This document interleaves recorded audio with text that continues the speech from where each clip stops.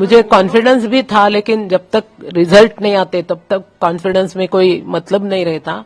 Result आ गया, उसके बाद में मेरा कॉन्फिडेंस सच हो गया, इसकी मुझे बहुत खुशी है। माता जी, आप चाहती हैं कि दोबारा से वो मुख्यमंत्री बने? दोबारा से ही तो बन गए हैं, अभी दोबारा से ही बन गए हैं। अब अगले 5 साल का देखेंगे क्या है। अगले जो मेहनत देवेंद्र जी ने अगले 5 साल में उनको ले भी जाएंगे उधर दिल्ली। कुछ अपने को क्या क्या? मुझे तो उसको भी मुंबई में ही रहना है और मुझे भी महाराष्ट्र में ही रहना है। अब वो नहीं, अभी तो मैं नहीं बता सकती। किस तरीके की मेहनत आपने देखी उनकी? अरे 24/7, कुछ भी नहीं, घर में नहीं, कहीं नहीं, खाना नहीं, पीना नहीं, कुछ भी नहीं, बिल्कुल। सवेरे निकले बाहर की रात को कब आते तो हमको पता नहीं रहता था। लाडली बहनों का प्यार भी मिला है देवेंद्र जी को? तो मिला होगा। जरूर मिला होगा। बराबर है ना, एकदम करेक्ट है, एग्जैक्ट शब्द है अभिमन्यू का। खुशी है एक माता के रूप में? अरे बहुत ही खुशी है, खुशी क्यों नहीं रहेंगी। देवेंद्रची अविश्रांत मेहनत आणि लोकांचं त्याच्यावर असलेलं प्रेम, ह्या दोन्ही गोष्टींनी त्याला हा मोठा विजय मिळवून दिलेला आहे। महाराष्ट्राची इच्छा आहे, कार्यकर्त्यांची इच्छा आहे की देवेंद्र फडणवीसांनी परत मुख्यमंत्री व्हावं। हो, यावरून हे आपण समजू शकतो की महाराष्ट्राची आणि जनतेची इच्छा आहे की देवेंद्रनी महाराष्ट्राचं मुख्यमंत्रीपद भूषवावं।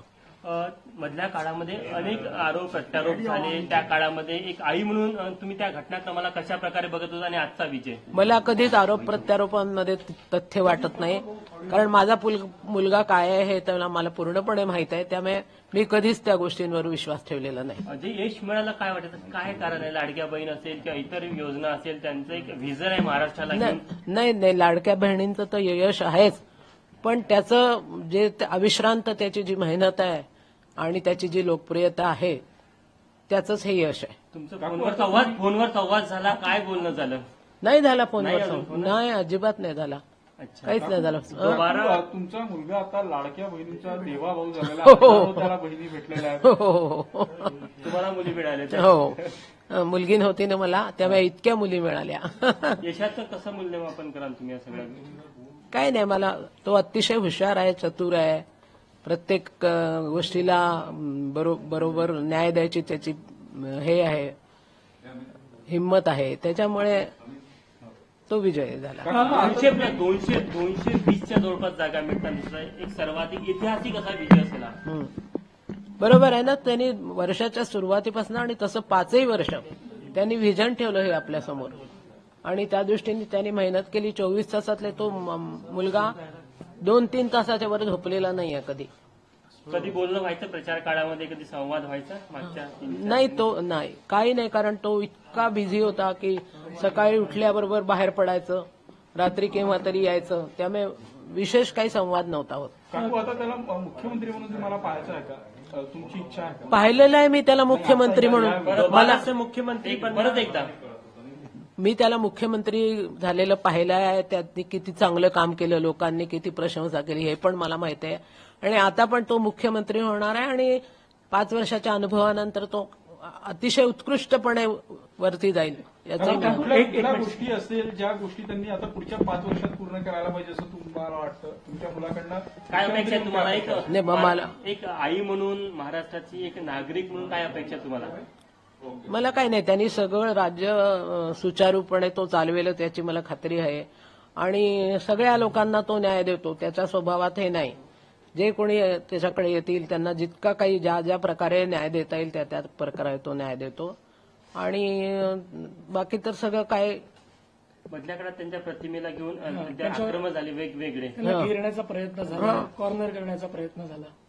राजकारणात हे चालूच असतं, पण देवेंद्र कधीच अशा गोष्टींनी विचलित होत नाही, किती कोणी कॉर्नर करा, किती टीका करा, कारण त्याला हे माहित आहे, तो अविचल असतो की हे सगळं काही खोटं आहे, आणि जनतेलाही हे माहित आहे, त्याच्यामुळे तो खूपच ठाम आहे स्वतः सगळ्या बाबतीत। नव्या युगातला अभिमन्यू असं प्रचार होत होता, तुम्हाला आता विश्वास झालेला तुमचा मुलगा अभिमन्यू? बिल्कुल 100% अभिमन्यू। थोडक्यात हिंदीमध्ये? अरे बापरे, हिंदी। आज जो रिजल्ट आया है, आपकी पहली प्रतिक्रिया क्या है? आप किस तरीके से खुशी जता रहे हैं?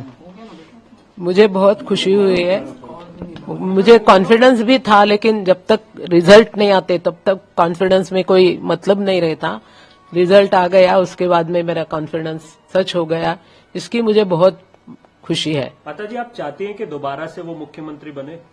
दोबारा से ही तो बन गए हैं, अभी दोबारा से ही बन गए हैं। अब अगले 5 साल का देखेंगे क्या है।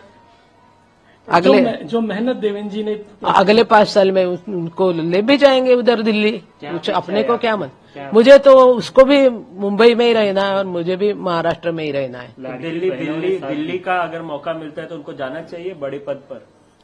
अब वो नहीं, अभी तो मैं नहीं बता सकती। किस तरीके की मेहनत आपने देखी उनकी? अरे 24/7, कुछ भी नहीं, घर में नहीं, कहीं नहीं, खाना नहीं, पीना नहीं, कुछ भी नहीं, बिल्कुल।